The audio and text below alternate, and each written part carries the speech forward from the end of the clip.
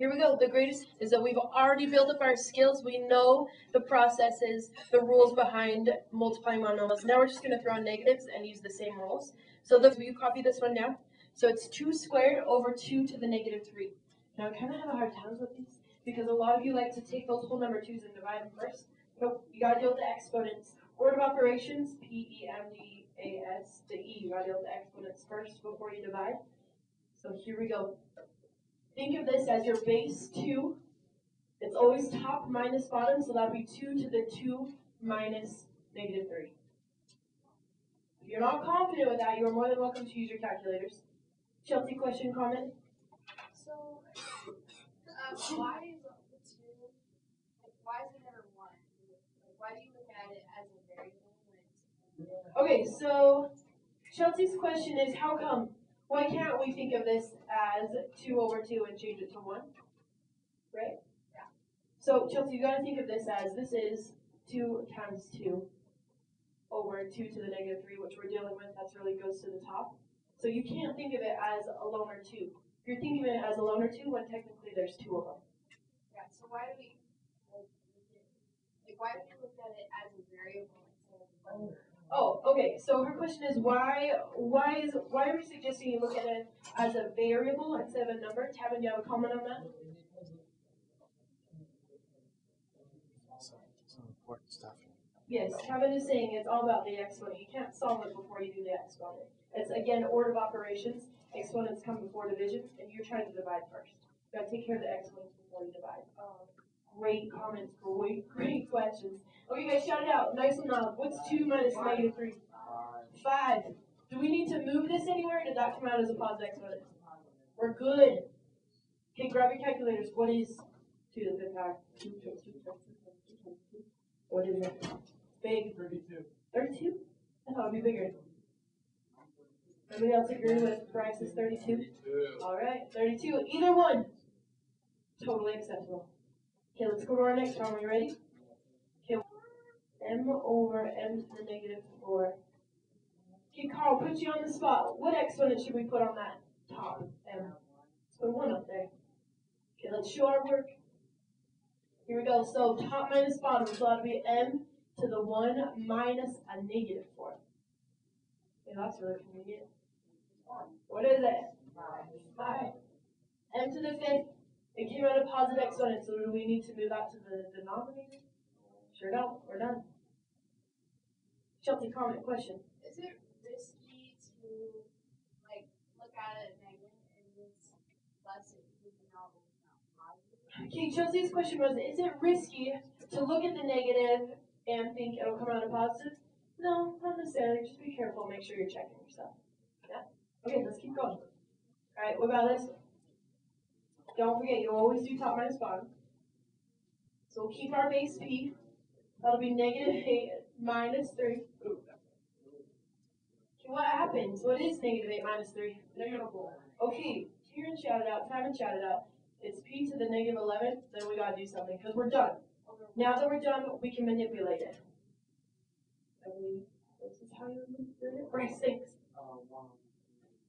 Good job, Bryce. He said 1 over P to the 11th. P to the 11th gets kicked to the bottom because it's a negative exponent. You always put 1 at the top. Good job. Way to go. Good job, good job. Okay, you ready? Let's do another one. Okay. Alright, next week, number 4. This one now. Just don't be nervous. I love it because it's the exact same rules every single time. So here we go. We still have our base B. That's going to be top minus bottom, negative 4 minus negative 5. Again, Mr. B and I do not mind if you use your calculators.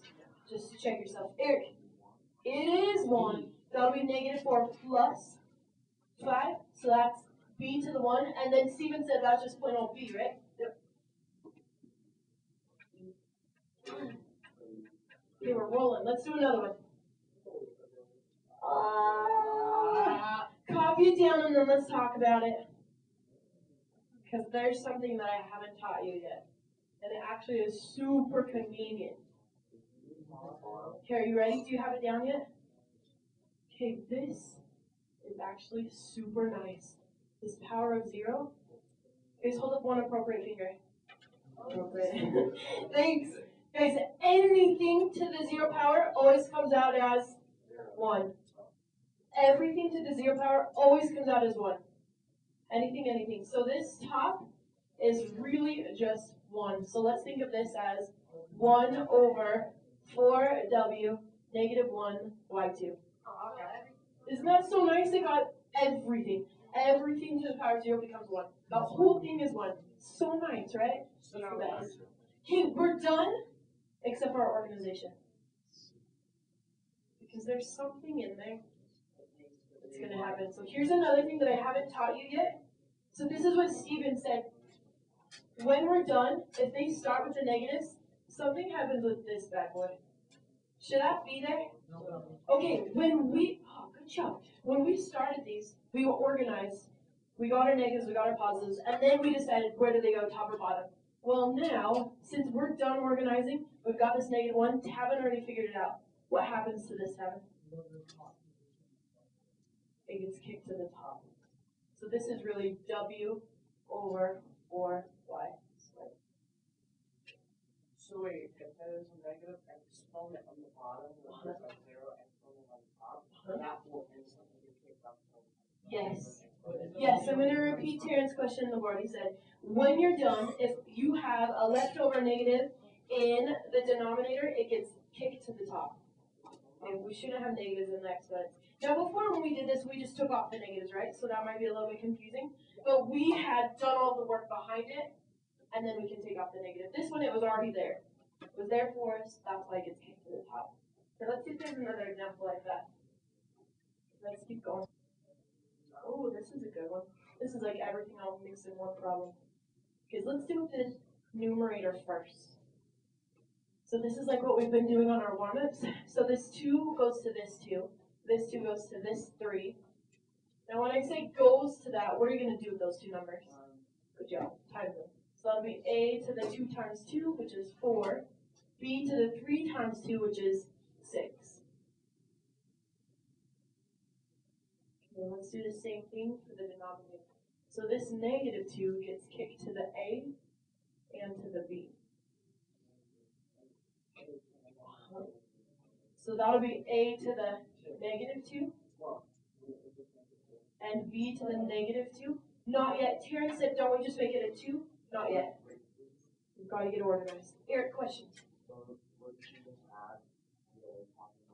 Yes. Can I show you why? You guys are already figuring this out. Eric said, don't you just add the top and bottom? Yes, you do. Because do you agree with me? These should go back to the top.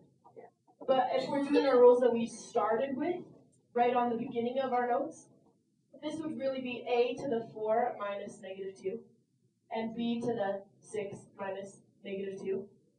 So the work behind it supports what you guys have already figured out. So this will just end up being on top, a to the 6, and then 6 minus the negative 2 would be b to the 8. So there's a good example of why they get kicked back to the top.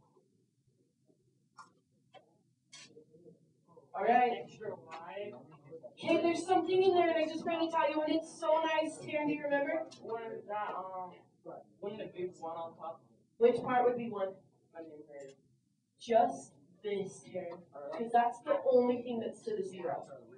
So this y to the 0 is really 1. What is 1 times x to the 4th? Alright, so this would be x, yes, there. That would be x to the 4th. We don't really need to write that one. Okay, so Chelsea, oh, you're going to explain. So we've got a negative 2 in the bottom. It's there. We didn't do anything to it. It started there, negative 2. So now we just go through our process. That'll be x to the 4 minus a negative 2. So like Eric just said, pointed out, that'll just be x to the 6.